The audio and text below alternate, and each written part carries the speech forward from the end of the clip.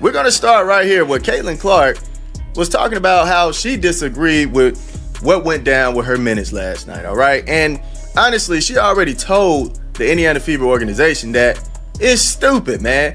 It is stupid to put her on restricted minutes, all right? She don't like those games. She can never get it going. She don't care to do them. If she's not... Imagine being one of the most electrifying basketball players on the planet. Imagine having worked every single day of your life to reach the highest level of your sport. Imagine knowing your body is healthy, knowing your team is getting destroyed in front of thousands of fans and a national television audience, and knowing with absolute certainty that you can make a difference out there on that floor. Now imagine being told to sit down, again, and again, and again. That's exactly what happened to Caitlin Clark during one of the most baffling, frustrating, and frankly indefensible coaching decisions of the entire Indiana Fever season. 16 minutes. That's all she played. Not because she was hurt, not because she was struggling mentally, not because her legs weren't under her, but because somebody on that coaching staff decided that a predetermined minutes restriction plan mattered more than actually competing in a basketball game. And here's the part that makes this story so much... Okay, she ended up making this article, and right here at the beginning, she was talking about how Caitlin Clark, back in 2025, said she don't like these restricted minutes, man. She don't like these type of games. So let's start right here. Usually, Caitlin Clark isn't a fan of minutes restrictions, right? The Indiana Fever guard declared them silly in her return from a 5-game layoff because of a quad injury on June 14, 2025, saying, "I told them I don't want to come back and let..." Much bigger than just one bad night. Caitlin Clark had already told them. She had already looked the organization dead in the eyes and said she hated this approach. They did it anyway. Let's break down exactly what went wrong, why it matters, and what needs to change before this becomes an irreversible problem. To fully understand why this situation is so infuriating, you have to go back to June 14, 2025. That was the date Caitlin Clark returned from a 5-game absence caused by a quad injury. And when she came back, she didn't just quietly lace up her sneakers and accept whatever the coaching staff handed her. She spoke her mind with the kind of directness that has always defined her personality, both on and off the basketball court. She called restricted minutes silly. That was her exact word, silly. They keep doing it. You know, if you were going to allow her to play only 16 minutes, just sit her out. Like, what are we doing, man? Now, if we skip down, okay, we skip down a little bit. Where is it? Right here. Clark could never truly get into a rhythm because of those seemingly constant subs. She made sure her body stayed warm the entire time, using the exercise bike in her periods off the court and wearing a heat therapy pad on her back. But with the amount of time she spent off the court, she couldn't ever get a true feel on how... She told the Indiana Fever organization that she had no interest in coming back to the lineup unless she could play full throttle, full speed, full competitive mode. Her words were unambiguous and they left absolutely no room for misinterpretation. She said, "And I want you to really hear this. Why would I go out there to play 20 minutes? I'm out there to win and give everything I have to this team." That statement alone should have been enough. That statement alone should have been pinned to every whiteboard in that coaching facility, tattooed on the playbook, referenced in every single pre-game conversation about how to manage her return from any future injury or maintenance situation. Because what Caitlin was communicating went far beyond a personal preference. She was articulating her entire competitive philosophy. She was explaining how her mind works, how her body responds, and what conditions she needs to actually perform at the level everyone expects from her. And yet here we are. Fast forward to this most recent disaster of a game against the Los Angeles Sparks. Caitlin Clark played 6... But look what happened, man. Look at what happened, right? Let's look at Kelsey Mitchell. She finished with 33 minutes, which that's a solid spot. That's a solid spot for a player to play. 29 points, 9 for 18, 5 for 9 from the 3, 100% from the free throw line. That's why it's important to allow these players to play, man. Get a feel for the game. This is what Caitlin Clark is talking about. You might start off slow, but then as the second half come in, you get a good feel. Now you're ready to drop bombs, which Kelsey Mitchell was doing. The step back, wing shots from the 3, she was knocking them down. I don't even know why we ran away from that, honestly. It's 16 minutes, not 20 minutes, which she had publicly told reporters she expected to play. Not even the number she had already said she found insufficient and silly. 16 minutes broken up into these bizarre, almost laughable 2 to 3 minute stretches that accomplished absolutely nothing for her or for the team. Think about what that actually looks like in practice. She plays 3 minutes, comes off the bench. She waits 4 to 6 minutes, goes back in, plays another 3 minutes, comes back off, sits again, goes back in. Every single time she stepped onto that floor, she had to essentially restart her mental and physical engine from zero. You cannot build rhythm that way. You cannot read the defense, understand the flow of the game, find your shooting touch, or establish any kind of in the game, but this one I saw on the internet. There's 2 moments where Caitlin was trying to get in, and Stephanie White was saying, no, 2 minutes, go sit back down or whatnot, right? So she got the thumbs up from somebody, right? Y'all saw that. She put a thumbs up. She put a thumb up, now she's coming over.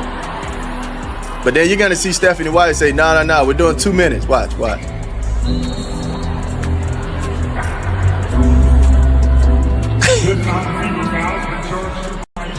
2 minutes. Now, offensive chemistry with your teammates when you're playing in random fragmented bursts like a player who just signed a 10-day contract and the coach is trying to figure out whether to trust her. Caitlin Clark is not a developmental project. She is not a rookie trying to find her footing. She is one of the most consequential players this league has ever seen, and she was being deployed like someone's third option off the bench in a summer league game that didn't matter. The Fever knew how she felt. Let me repeat that for the people in the back. The Indiana Fever organization absolutely, unequivocally knew how Caitlin Clark felt about restricted minutes because she had already told them in plain, clear, unambiguous English. And they chose to implement this plan anyway. That's not a coaching oversight. That's not a miscommunication. That's a decision that was made in direct contradiction to the expressed preferences of your franchise player. The day before this game against the Sparks, Caitlin did a media interview where she talked about the upcoming. Even when Dantas was throwing those terrible backdoor passes, man, and getting turnovers. They actually gave one of those turnovers to Caitlin Clark, by the way. So Caitlin really only had 3 turnovers, but she has 4 in the stat sheet, which is crazy work. And that happens a lot too. This league, man, this league is ridiculous. So right here, you're gonna see Dantas get the ball, and then Caitlin, she's gonna come around, but Dantas was trying to throw this pass all night. She was trying to throw this pass a bunch of times, and I'm like, dog, somebody get Dantas out of here. Coming matchup. When asked about her expected playing time, she estimated she'd be out there for around 20 minutes. Now, 20 minutes isn't ideal for someone of her caliber, and based on everything she'd said previously, even 20 minutes wasn't really what she wanted. But she was being realistic. She was being a team player. She was acknowledging the situation and giving an honest assessment of what she anticipated. The coaching staff gave her 16. That 4-minute difference might not sound significant when you say it out loud, but in the context of this situation, it's enormously revealing. It tells us that either the coaching staff made a last-minute decision to be even more conservative than their original plan, or they never properly communicated their actual intentions to Caitlin before the game, or they simply decided that what she thought didn't really matter when it came down to executing their predetermined strategy. None of those explanations reflect well on the organizational decision-making process. If you're going to restrict your star player's minutes to a level she's already publicly stated she finds counterproductive, the absolute bare minimum you can do is make sure she knows exactly what to expect before. What did y'all bet on this game, man? Because this was nasty work. Then we still have the numbers. Look at this, 1, 2, 3, 4 versus 1, 2, 3, and we still couldn't find a good shot. What is this? Lexi gets it. Look, she's still kind of open here. Puts it up and miss it again. Like, dog, I had to walk off the stream, man. I mean, like I stated, man, no effort, nothing. I mean, we were getting dead in that paint. Hines Allen getting blown by, playing defense with her back. I don't know what we were doing, man. I mean, this was crazy work. Who was that? Mo? Was that Mo? It might have been Mo. No, that was Dantas. Dantas getting worked by NECA. I'm like, man, can we go in the zone or something? We can't handle the paint, obviously. Ray Burrell going crazy on us. Man, I didn't understand last night at all. All right, I was throwing up. I was so disgusted with what happened last night. I felt sick. Or tip-off. You don't let her go tell reporters she expects to play 20 minutes and then put her in for 16 in 3-minute rotations. That's not protecting your player. That's undermining her in front of the entire basketball world while simultaneously failing to protect her in any meaningful way. And here's something else worth considering. If the medical staff had genuine, serious health concerns that justified this level of restriction, why wasn't that reflected in the conversation before the game? Why was Caitlin still estimating 20 minutes if her doctors were planning to cap her at 16? Either the communication between the medical staff, coaching staff, and the player herself was completely broken down, or the decision to go below 20 minutes was made at the last minute for reasons that had nothing to do with legitimate health concerns. Either way, it's a problem, and it's a problem that directly contributed to one of the most embarrassing performances the Fever have put together all season. If you want to understand just how backwards the coaching philosophy was in this particular game, you don't need to look any further than Kelsey Mitchell's usage compared to Caitlin Clark's. These two numbers tell the entire story with a clarity that no amount of post-game coaching speak can obscure. Kelsey Mitchell first half, she played 17 minutes. She shot 3 for 10 from the field, that's 30%. She went 1 for 4 from three-point range, that's 25%. By any measure, she was struggling. Her shot wasn't falling, her rhythm was off, and she was having the kind of first half that makes coaches consider pulling the plug and going in a different direction. But Stephanie White and her staff made a choice. They trusted Kelsey. They let her play through it. They gave her the minutes and the runway she needed to figure things out on her own, to work through the early rust, to find her footing and get comfortable with the flow of the game. They didn't yank her every 3 minutes. They didn't manage her in predetermined bursts. They let her be a basketball player. And the results were stunning. Kelsey Mitchell finished the game having played 33 minutes. She scored 29 points. She shot 9 for 18 from the field overall, 5 for 9 from three-point range, a perfect 100% from the free throw line.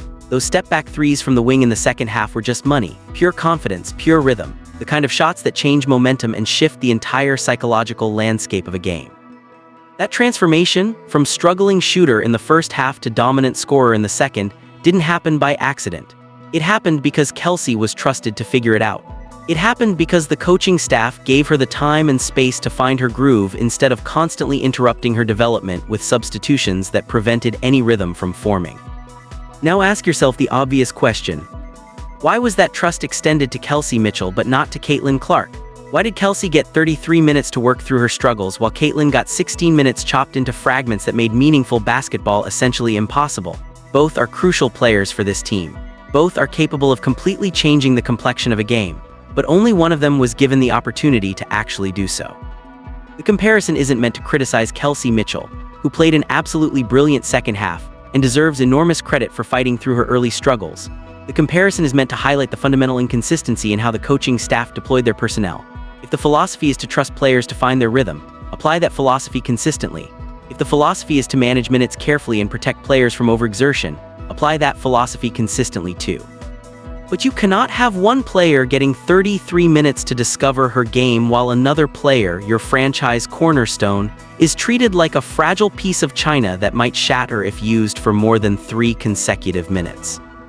Imagine if Caitlin had been given the same opportunity as Kelsey. Imagine she starts slow, maybe 2 for 7 in the first half, maybe her shot isn't quite there, maybe she's working through some timing issues after her injury absence. But then she plays full minutes in the third quarter. She gets extended run in the fourth. She gets to feel the game properly. She gets to build chemistry with her teammates, read the defense, and settle into the competitive rhythm that makes her one of the most dangerous players in basketball.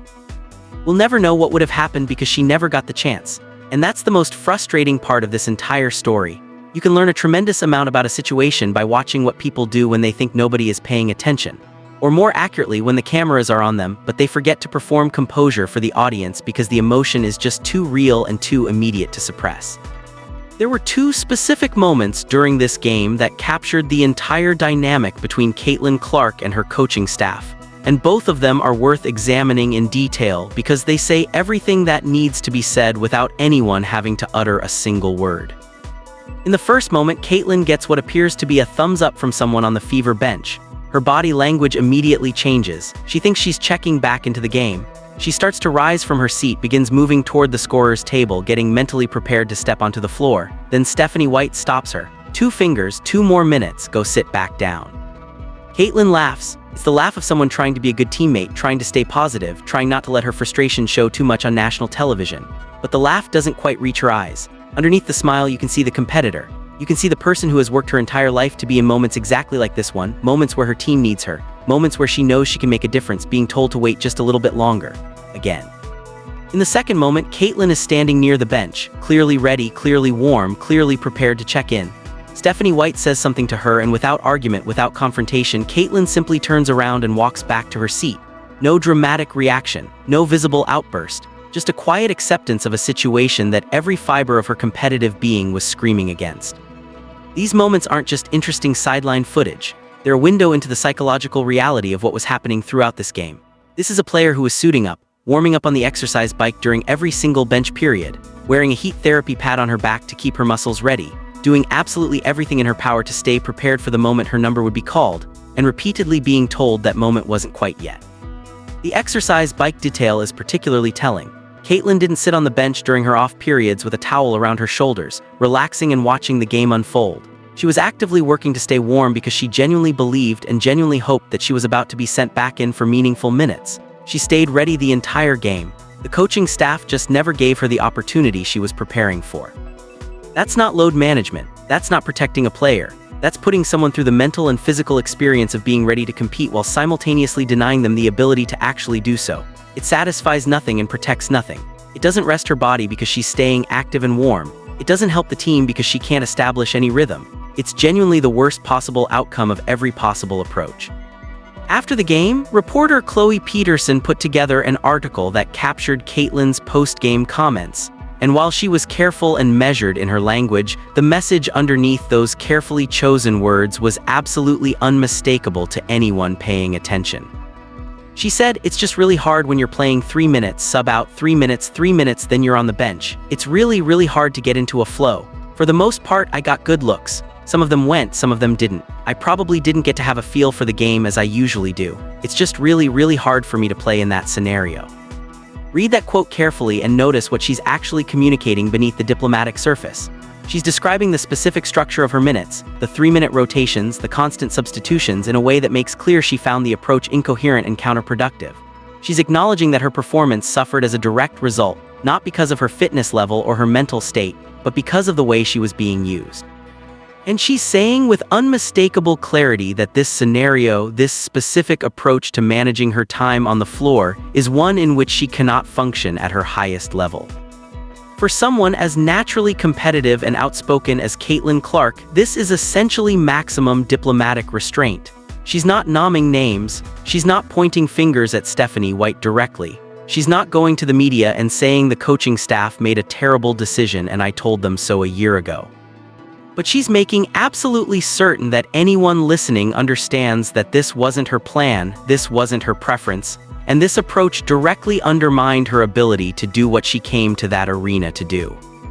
There's also one other thing she said after the game that deserves particular attention. When asked about her takeaways from the night, she mentioned that her body felt great. That was her main positive, not the team performance, not her individual statistics, just the physical fact that she felt good, that her body responded well, that whatever concerns prompted the restricted minutes plan didn't materialize in any meaningful way. Think about what that tells us. If Caitlin felt great before the game, great during the game in the limited minutes she played, and great after the game, then the entire premise of the restriction was never substantiated by the actual physical evidence. The concern, whatever it was, didn't manifest. She was fine, she could have played more, and the game might have gone very differently if she had. It would be one thing if the restricted minutes plan had at least produced a competitive game. It would be easier to accept the coaching decision if the Fever had gone out there with their current lineup configuration and kept it close, pushed the Sparks, made a run in the fourth quarter, and ultimately lost a heartbreaker in the final possession. You could live with that. You could say, okay, the strategy didn't work out, but it was a reasonable approach and the team gave everything they had. That's not what happened. What happened was a comprehensive, disqualifying disaster from the opening possession to the final buzzer. The transition defense was essentially non-existent throughout the game. When the Sparks pushed in transition, the Fever had no answers. Players were getting beaten to spots they should have been occupying. Assignments were missed. The defensive rotations looked like they'd been designed by someone who had never actually watched a basketball game before. In the paint, it was even worse. Aaliyah Boston was inconsistent. Natasha Hines-Allen was getting blown by on defensive possessions, at one point appearing to defend with her back to the ball in a way that made even casual viewers wince. Damaris Dantas was getting worked by Nneka Ogwumike on a disturbingly regular basis, which prompted the obvious question of whether it was time to put the team in a zone defense that might at least minimize the damage being done in the post. The coaching staff never made that adjustment. They stayed in man coverage that clearly wasn't working and watched the Sparks continue to have their way in the paint for essentially the entire game. Offensively, the problems were just as severe. There was one sequence that captured the hopelessness of the night perfectly. The Fever had a 3-on-2 fast break advantage. Numbers in their favor, exactly the situation you're supposed to convert into easy points at a high rate. Kelsey Mitchell got the ball in space at the top of the key. She put up a shot that hit the front of the rim. Brittany Griner, Mo Jefferson, whoever was in position, got the offensive rebound and put it back up, front of the rim again. It was like the basket had developed a personal grudge against Indiana. Later in the game, the Fever had a 4-on-3 advantage and still managed to generate a contested jumper that missed. At some point, you have to look at those situations and acknowledge that the issue isn't just talent or execution. It's the lack of urgency, the lack of fight, the lack of that competitive fire that makes a team push through adversity and find ways to score when the normal options aren't working. And then there was the statistical absurdity involving Dantas and the turnover that got charged to Caitlin Clark. Multiple times throughout the game, Dantas tried to thread this backdoor pass that had no business being attempted in the situations where she was attempting it. One of those passes was intercepted, the possession was lost, and somehow the turnover ended up credited to Caitlin Clark in the official box score. So Caitlin actually committed 3 turnovers in her 16 minutes of play, which isn't ideal but is entirely understandable given how fragmented and rhythmless her appearances were. But the box score shows 4. One of those belonged to someone else entirely, which happens to be a fitting metaphor for a night where everything that could go wrong did, including the paperwork. One of the aspects of this situation that doesn't get discussed enough is the ripple effect that fragmented star player usage has on the entire team's cohesion and chemistry. This isn't just about Caitlin Clark individually. This is about how a team functions when its primary ball handler and decision maker Others pointed out the rotating in and hypocrisy out of every 3 minutes like a software program being rebooted repeatedly throughout the night. Basketball at the highest level is built on this felt like a communication, winnable trust, and game that was anticipation. thrown away, Players restricting develop her an minutes understanding while of other each other's players got. tendencies through time spent on the floor together. This You was a start to know game where your the Fever teammate is should have going to be before competed she in. gets The there. bench. You start to Looking recognize ahead, the subtle signals that indicate a the cut is Sparks coming. aren't an A elite screen is team. being set. A Full passing run. window is about The to open up. frustration was That palpable understanding due to doesn't develop in overthinking and 3-minute overprotection. intervals. It If develops Caitlin Clark through is healthy sustained enough to playing play, time, she needs repeated to play real possessions, minutes. ongoing Situation needs to be conversation, addressed both before the verbal next. and nonverbal, Instead, they that got builds blown the out kind while of their best shared player watched from understanding elite not teams token require. appearances, not Caitlin 3-minute Clark is on the cameos, floor. real She's the basketball primary minutes where she facilitator can of affect the Indiana game. Fever If offense. they're The ball moves through her. The spacing is designed around her. The reads happen because of her ability to put pressure on the defense and force rotations that create opportunities for her teammates. When she's pulled after 3 minutes and someone else takes over those responsibilities, the entire offensive system has to recalibrate. Then when she comes back 3 minutes later, it has to recalibrate again. Then she leaves again, then she comes back. Every single one of those transitions represents a moment where timing can break down, where a cut doesn't come at the expected moment, where a pass is thrown to a spot that the player who just came off the bench isn't occupying because she's still getting her bearings.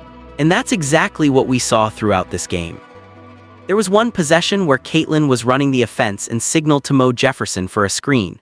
The communication broke down. The screen never came. The possession deteriorated into a turnover situation that could have easily been avoided if the players on the floor had been playing together long enough to develop the kind of intuitive understanding those situations require. There was another possession where Donia Smith tried to force a backdoor pass to Caitlin, who simply wasn't in the position to receive it because the timing of the cut and the timing of the pass were completely out of sync. The ball was stolen. Another possession lost. Another opportunity squandered. And all of it was made more likely by the fact that Caitlin had been playing in 3-minute chunks instead of getting the sustained run that would have allowed the team to develop the rhythmic understanding necessary to execute plays at a high level. This is the hidden cost of fragmented star player usage that coaches sometimes fail to account for. It's not just about what the star player can or cannot do individually.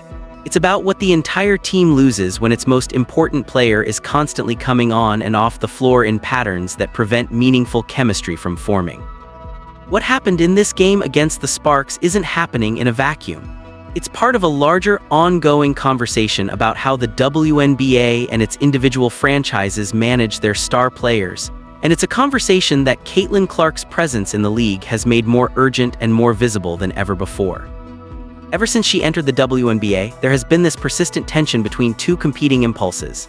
The impulse to protect her, to preserve her health, to manage her minutes carefully and make sure she doesn't get worn down over the course of a long season.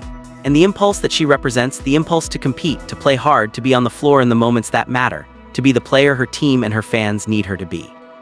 Those two impulses are not always in conflict. There are situations where load management is genuinely appropriate. There are times when a coach's job is to protect a player from her own competitive instincts and make sure she doesn't push through something that could cause long-term damage. Good coaching requires that kind of wisdom.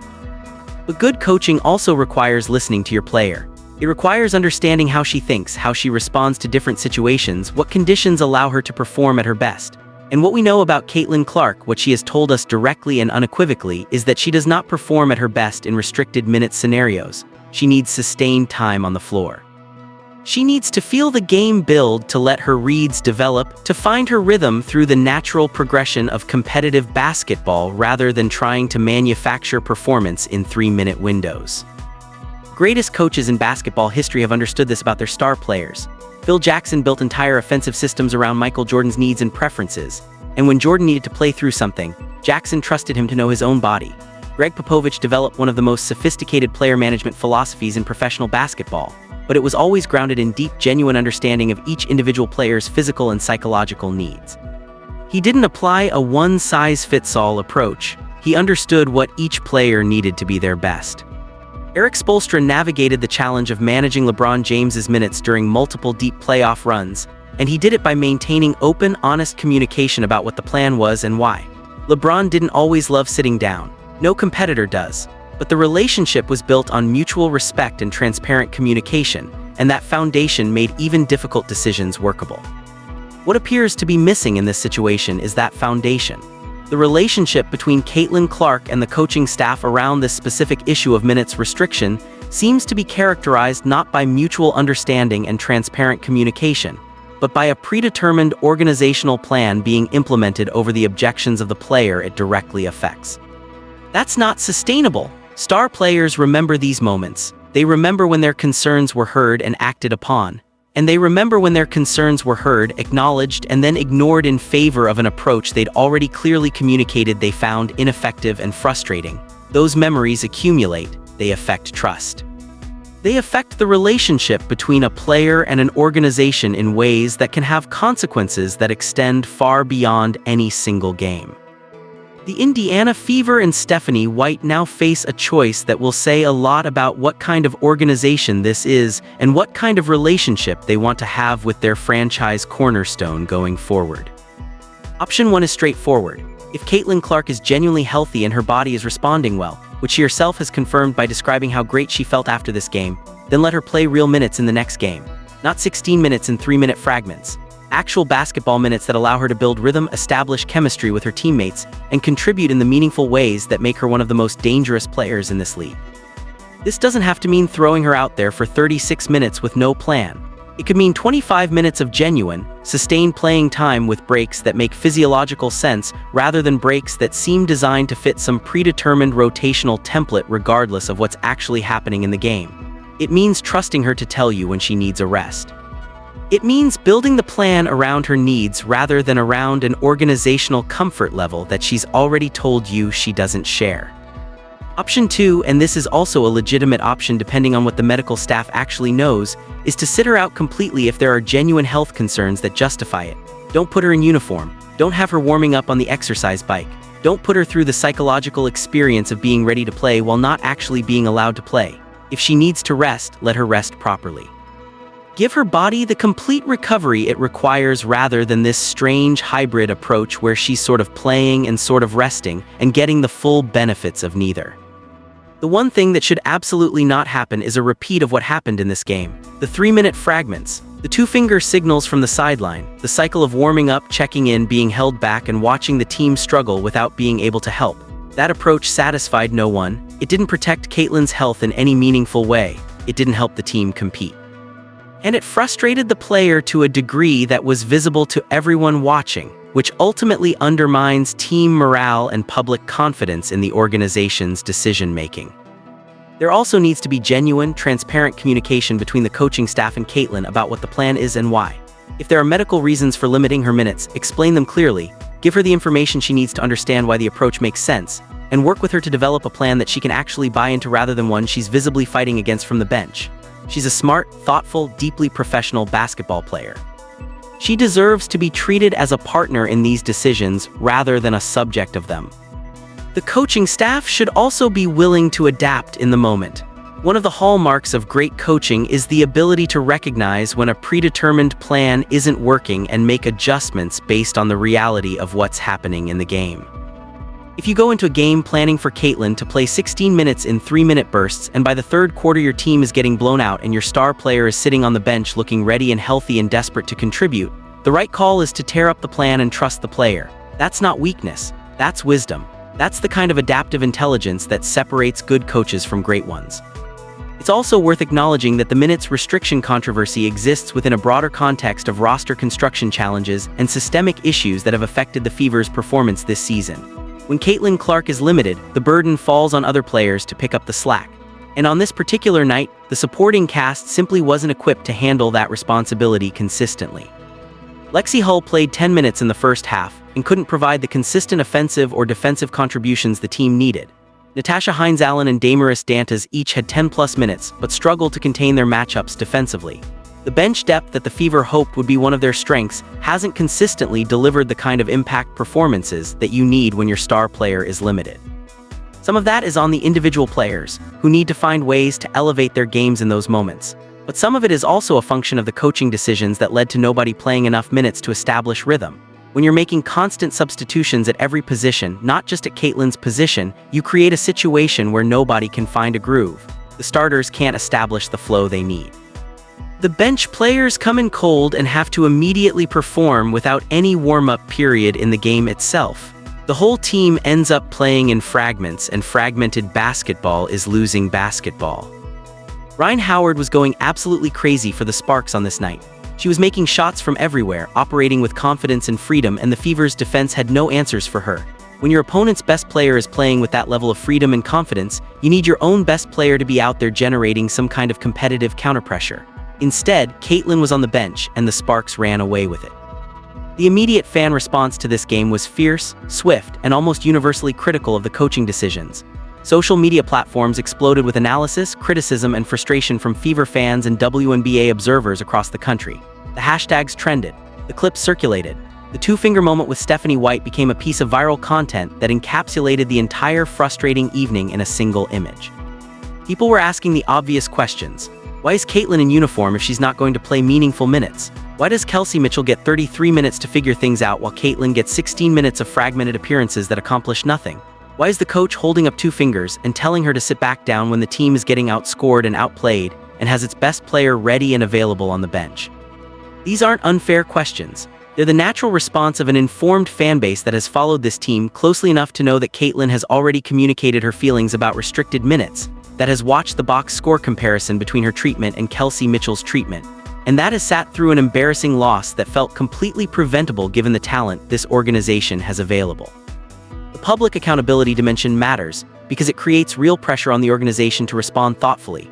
The Fever can't just move on from this game and pretend the conversation isn't happening. The clips are out there. The quotes are documented. The comparison is damning, and if they come out in the next game with another restricted minutes plan that produces another disaster while Caitlin watches from the bench in 3-minute increments, the reaction will be even more intense.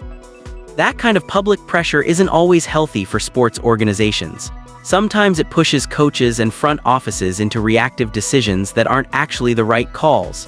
But in this case, the public reaction is reflecting something genuine and something important. People aren't upset because they want to see Caitlin recklessly pushed through an injury.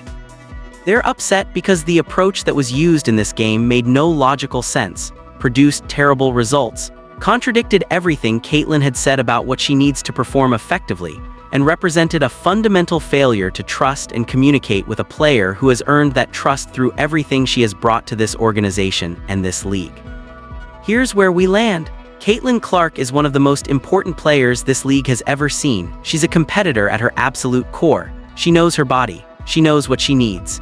And she has told the Indiana Fever organization in clear and unambiguous terms what approach allows her to be effective and what approach makes her performance impossible. They chose the wrong approach. Not once, not accidentally, but deliberately, despite having all the information they needed to make a better decision.